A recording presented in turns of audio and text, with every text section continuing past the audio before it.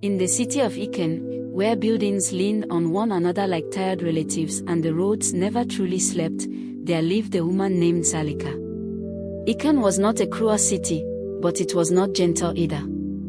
It rewarded those who ran fast and punished those who paused to breathe.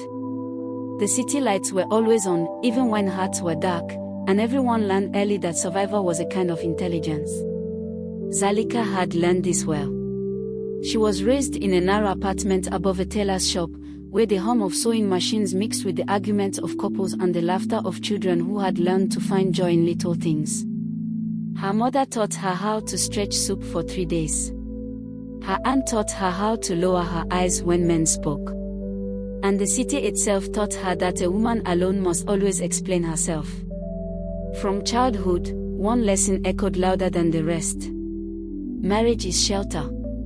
Not love, shelter. Not joy, protection. Not partnership, escape. When rain fell hard in Icon, people did not ask if your roof was beautiful. They asked if it held. And Zalika grew up believing that her husband was a roof. So when she met Damale, she thought the city had finally smiled at her. He was not loud like the bus conductors who shouted till their voices cracked. He was not flashy like the men who spent money they didn't have just to be seen. Damala spoke softly, dressed neatly, and carried himself like someone who had already won a quiet battle with life. He worked in a glass office downtown, the kind with air conditioning and rules that did not bend. When he spoke about the future, his sentences were straight, like lines drawn with a ruler. I want stability, he said on their third meeting. I want peace, he said on the fourth. I want a wife who understands sacrifice, he said on the fifth. Each word sounded responsible. Each word sounded safe. And Zalika, who was tired of uncertainty, nodded like someone being handed a map out of the forest. Their courtship was brief, as city courtships often are. There was no time for wandering conversations or foolish dreams. Rent was due. Age was advancing. Questions from relatives came like unpaid bills. When Damele proposed, he did not kneel in public or shout declarations of love. He simply said, "Let's build something serious." Zalika said yes because she thought seriousness was love wearing a suit. The wedding was held in a modest hall squeezed between a pharmacy and a phone accessory shop. The lights flickered, the music skipped, but people danced anyway. Aunties ululated. Uncles shook hands like they had just completed an important transaction. Marriage will settle her, they said. She is lucky, they said. She has escaped, they said. Zalika smiled until her cheeks hurt. That night, as the city breathed through open windows and distant horns, she lay beside her husband and felt a strange calm. It was not happiness yet, but it felt like rest. She did not notice the first warning. In folktales, warnings are often loud, talking birds, sudden storms, dreams filled with blood. But the city prefers quieter signs. The first warning was Damele's hand on her phone. "Why do you still talk to them so much?" he asked lightly, scrolling through her messages.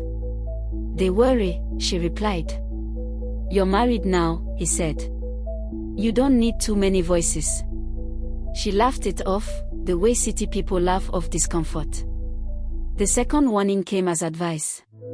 "You don't need to work so late," he said one evening. "A married woman should not be roaming." "I need the money," she replied. "I will handle things," he said. His tone was calm, reassuring, final. Zalika remembered her mother's tired hands and thought, maybe this is what safety feels like. The third warning came disguised as love. "I don't like it when you wear that," he said one morning, pointing at a dress she had owned long before him. "It draws attention. I don't want men looking at what belongs to me." The word belongs landed softly, but it stayed. After marriage, the city changed its voice toward her. Landlords spoke to her husband instead of her. Shopkeepers asked, "Where is Madam's husband?" when she tried to bargain. Her name slowly faded, replaced by wife. At first, she felt proud. Then, invisible. But folktales teach us that the most dangerous cages are the ones we decorate ourselves. Zalika decorated hers with patience. When Damala corrected her in public, she said nothing. When he decided where they would go and who they would see, she agreed. When he began to monitor her spending, her calls, her movements, she reminded herself that peace requires compromise. And the city, always watching, said nothing. At night, when traffic thinned and the city hummed like a tired drum, Zalika would sit by the window and listen. Somewhere deep inside, a small voice asked questions she refused to answer. Is shelter supposed to feel this tight? Why does safety feel like shrinking? But she had been taught that a woman who asks too many questions risks being left in the rain. So she closed the window. She closed her mouth. And she told herself the story everyone tells in Ikan. Marriage is salvation. She did not know yet that salvation can become a sentence when entered blindly. And the city, old, patient, and unkind to the naive, waited for the lesson to unfold. In the city of Ikan, houses did not shrink by magic. They shrunk by habit. Zalika noticed it first in the mornings. Before marriage, her day used to open wide. She would wake early, stretch by the window, listen to the vendors argue cheerfully over prices, and choose her clothes with care. The city felt like a place she could walk into and negotiate with. Now, mornings arrived with instructions. What are you wearing today? Damala would ask without lifting his eyes from his phone. Where are you going after work? Why are you leaving so early? The questions were not angry. That was the trick. They were calm, measured, like a man checking the weather before stepping outside. And because they sounded reasonable, Zalika answered them all. At first, the answers felt harmless. Later, they felt like permissions. Their apartment was on the third floor of a concrete building that carried many lives inside it. Children cried through the walls. Couples fought in whispers and silence. Radios played old songs about love that sounded like warnings if you listened closely. The apartment had not changed in size. But something inside it had begun to fold inward. Zalika stopped opening the curtains fully. Stopped humming while she cooked. Stopped making long phone calls. When she laughed too loudly, Damala would glance at her. When she sighed too deeply, he would ask what was wrong, with a tone that suggested the wrongness was hers. You think too much, he told her once. Thinking causes problems. In folktales, elders say that the mind is like a calabash. If you keep shaking it, something will spill. Zalika decided to keep her still. Soon, her friends noticed her absence. They came in twos and threes at first, knocking on her door with smiles and gossip.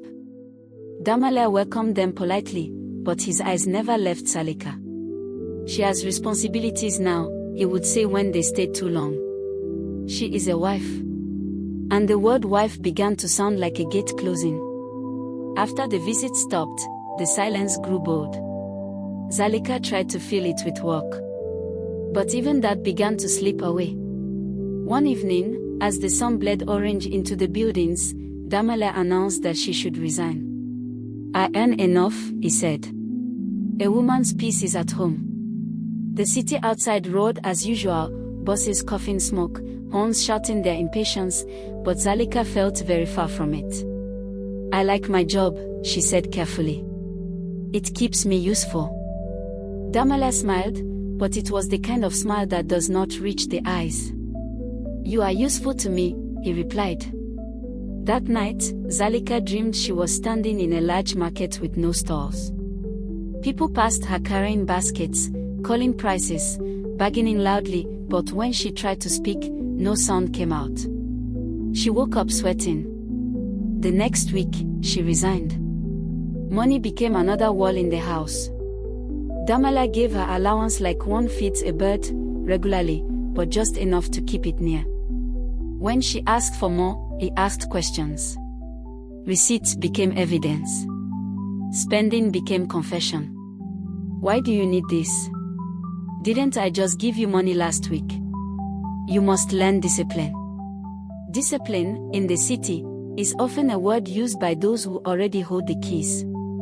Zalika adjusted. She always did. She learned how to stretch money the way her mother stretched soup. She learned how to ask without sounding like she was asking. She learned how to make herself smaller without disappearing completely. But the house kept shrinking. Damale's moods became weather she had to predict. Some days, he was generous and calm, talking about promotions and investments. On those days, Zalika felt hopeful. She would cook his favorite meals, sit beside him, lean into his shoulder. Other days, he was distant, sharp, silent. Those were the dangerous days. On those days, any word could become an insult. Any question could become defiance.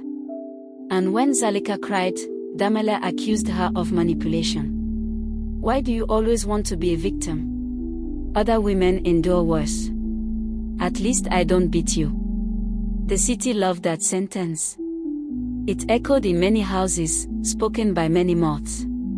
At least the roof is intact. At least the blows are invisible.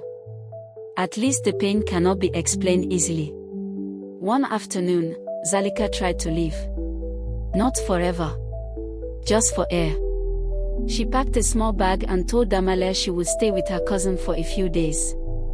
Her hands shook as she spoke, but her voice remained steady. Damale did not shout. He sat down slowly, as if calculating something, then looked at her with surprise. So you want to disgrace me, he said.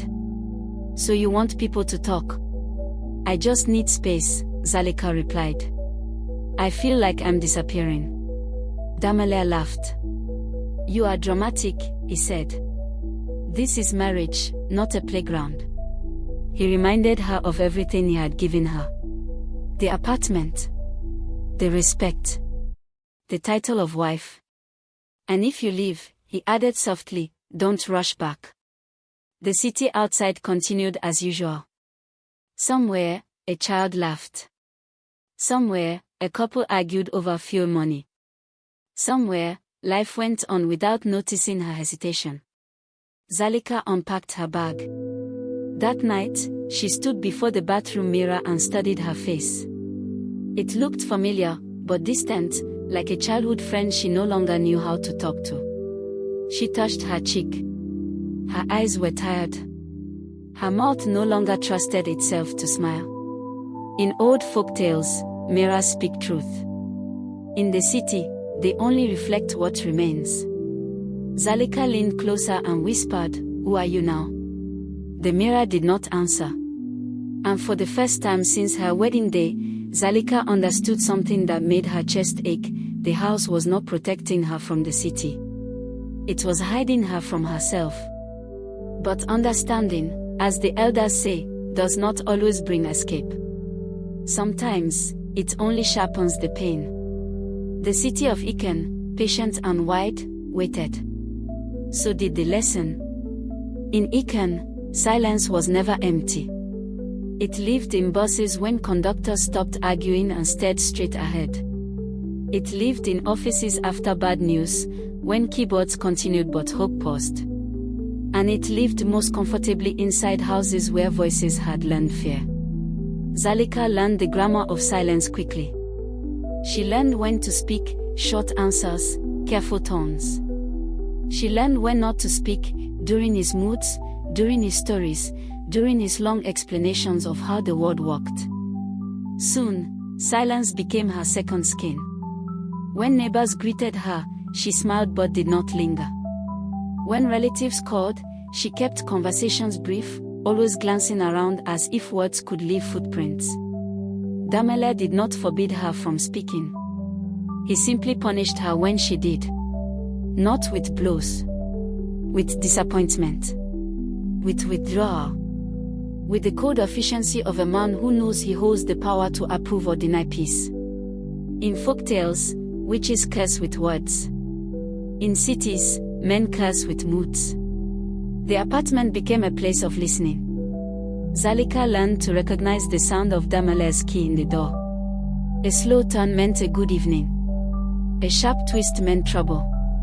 She learned the rhythm of his footsteps, the weight of his breathing, the way he dropped his bag. Each sound told her what kind of woman she needed to be that night. One evening, as rain slapped against the windows and the power went out, Zalika made a mistake. She spoke without permission. They were eating in the dark, the small candle between them flickering like a nervous witness. Damale had spent the day silent, answering her questions with nods and shrugs. "Did I do something wrong?" she asked. The question hung in the air, heavy. Damale put down his spoon slowly. "So now I am not allowed to be quiet?" he asked. "Must I always explain myself to you?" Zalika began. "You just what?" he snapped. "You want to control my emotions?" The candle shook as he stood.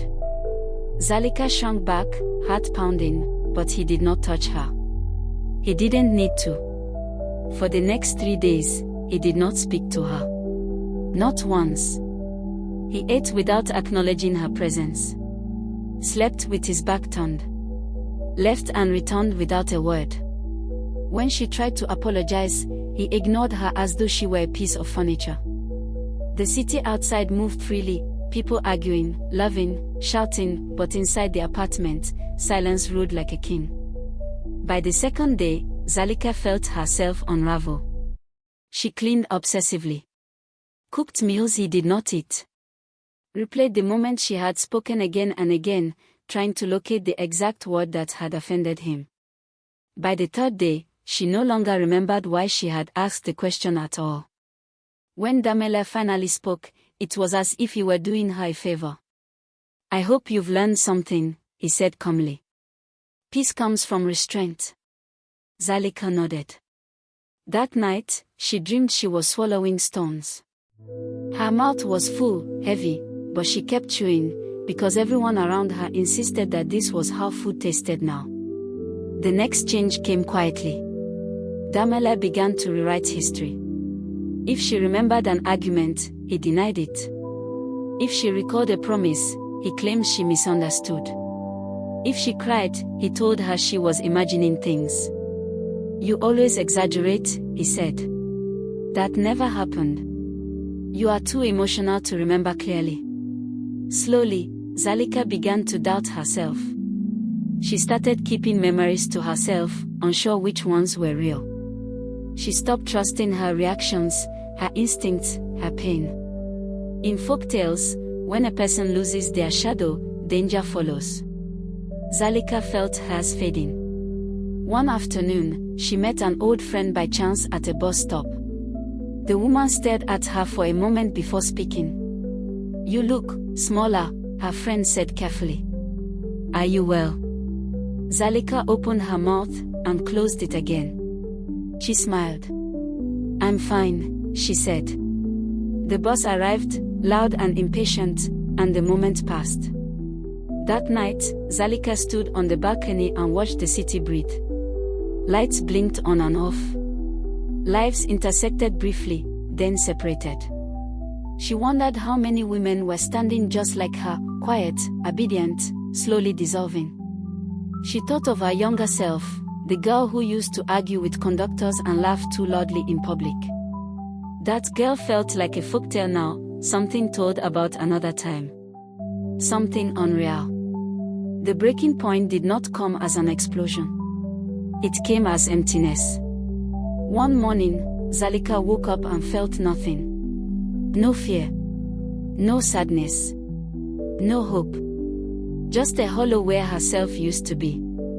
She moved through the day like a ghost, performing tasks without thought. When Damale spoke, she answered automatically. When he corrected her, she adjusted without emotion. That scared her more than his anger ever had.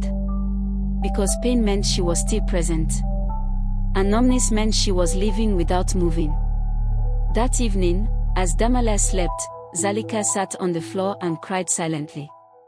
Her tears fell without sound, soaking into the rug like secrets the house would keep forever. She pressed her hand to her chest and felt a faint, stubborn ache. Something inside her was still alive. In folktales, elders say that when a trapped animal stops struggling, it is either close to death or close to escape. Zalika did not yet know which one she was. But the city of Iken knew. And it leaned closer, ready for the moment when silence would no longer be enough. In Iken, mirrors did not lie. They only waited. The night the mirror spoke, there was no argument. No raised voice. No dramatic threat. That was what made it worse. Damala came home late, smelling of the city, exhaust, perfume that wasn't hers, and the faint bitterness of disappointment. He dropped his bag and sat without greeting her. Zalika served dinner. He ate in silence. When he finished, he pushed the plate away and looked at her with tired irritation. "You have changed," he said.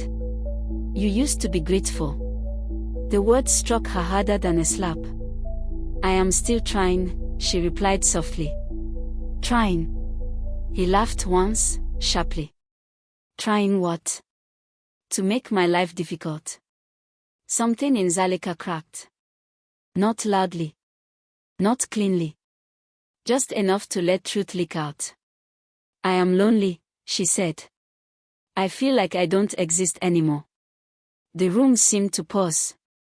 Damala stared at her, then shook his head slowly.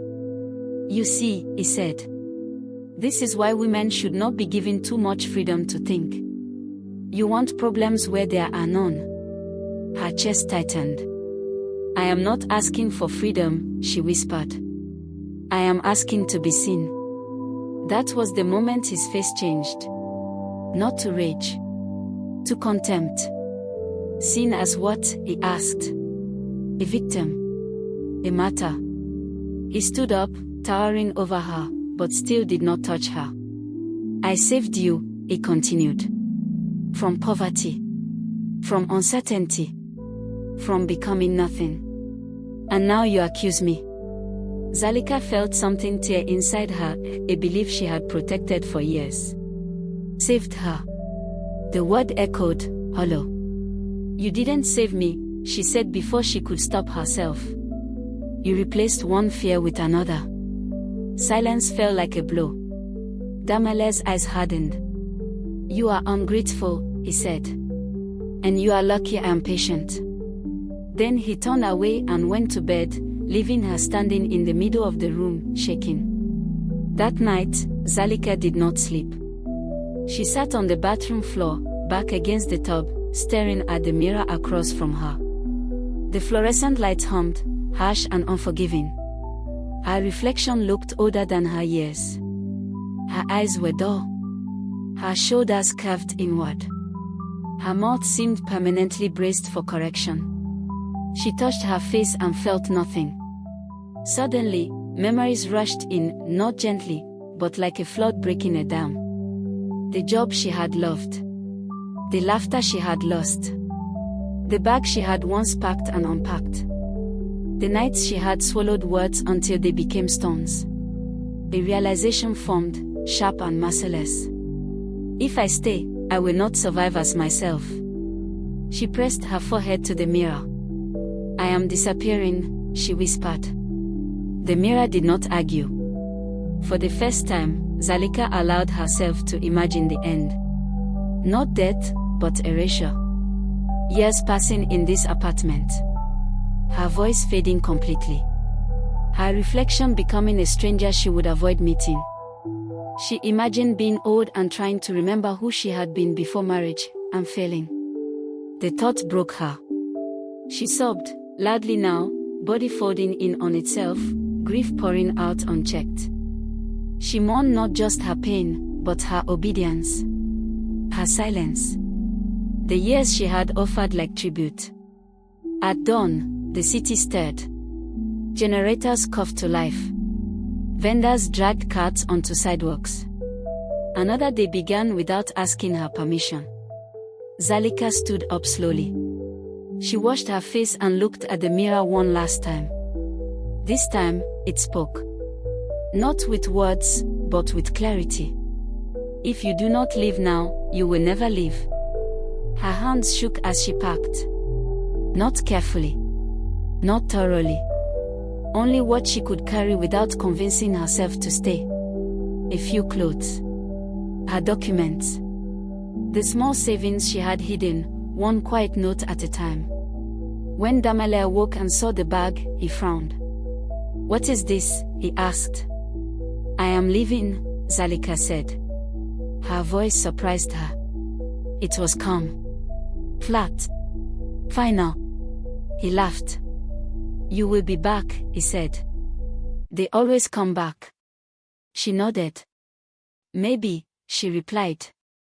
"But I will not be here." That confused him. She walked out before fear could catch up to her. The staircase felt longer than before. Each step rang with doubt, shame, relief. Outside, the city roared, indifferent, relentless, alive. People passed her without looking. No one clapped. No one stopped her. No one rescued her. But with every step, she felt something return. Not joy. Not safety. But weight. Her own weight. And as brutal as it was, she welcomed it. Because for the first time in years, the pain belonged to her. In the city of Iken, living did not mean arriving. Zalika learned this on her first night away. She slept on a thin mattress in her cousin's living room, the ceiling fan rattling above her like an old complaint. The room smelled unfamiliar, detergent she did not use, food she had not cooked. Every sound made her sit up. Every shadow looked like regret. Freedom, she discovered, was loud. No one told her what to wear. No one asked where she was going. No one corrected her tone. And yet, her body waited for permission that never came. In the morning, she woke early out of habit, heart racing, bracing for criticism that did not arrive.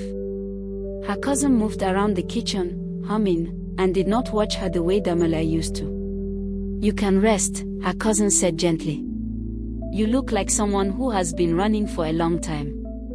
Zalika nodded, though she did not yet know how to stop. The city responded quickly.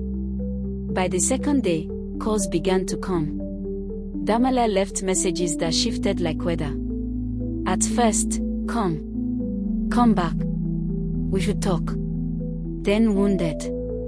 "You didn't have to embarrass me like this." Then threatening. "You won't survive on your own." Then generous. "I can change." Zalika listened once. Then stopped. Not because she was strong, but because she was tired of explaining her pain to someone who benefited from it. The city, however, had opinions. Relatives called to ask questions that were not really questions. "Are you sure you tried enough? Marriage is not easy. What will people say?" Some said she was brave. More said she was foolish. In Iken, a woman who lives is always louder than a man who wounds quietly. Zalika returned to work after weeks of searching, taking a smaller position than before, earning less than she once did. She rode crowded buses again, stood in long lines, counted money carefully. But something had shifted. Her breath came easier. Her shoulders relaxed. Her thoughts belonged to her again. Healing did not arrive like sunrise. It came like construction, loud, disruptive, slow. Some days, she missed the certainty of marriage. The structure. The illusion of safety. On those days, doubt crept in, whispering that maybe she had exaggerated, maybe she had been ungrateful. When that happened, she stood before a mirror. And she remembered the woman who had stared back at her from the bathroom floor. That memory steadied her. Zalika learned herself again in small ways. She learned that she liked walking without destination. That she laughed more easily than she remembered. That her voice, when unafraid, was stronger than she had ever known. She learned that love without dignity is just endurance with a nicer name. The city did not reward her immediately. There were lonely nights, moments of fear, times she wondered if the price of herself was too high. But slowly, something unfamiliar grew. Respect. Not from everyone. From herself. Years later, in a different apartment with wider windows, Zalika stood watching the city at dusk. The same city. The same noise. The same indifference. But she was no longer shrinking inside it. Sometimes, younger women came to her, not announced, not planned. They came with tired eyes and careful words. They sat where she once sat and spoke in half sentences. Zalika listened. She did not tell them what to do. She did not promise rescue. She only said this: love should not erase you. Marriage is not a shelter if you have to disappear inside it. And staying alive is not the same as living. In old folk tales, endings are rarely happy. They are instructive. Zalika never called her marriage a mistake. She called it a lesson that almost cost her everything. The city of Iking continued, as cities do, building, breaking, forgetting. New marriages were celebrated. New women were told to endure. But somewhere among the noise, Zalika walked freely. Not rescued. Not saved. Not perfect. Just present. And in a city that consumes the quiet, that was its own kind of victory. Thank you for watching and supporting this channel. Don't forget to like, subscribe, and share. Hit the bell button for more videos.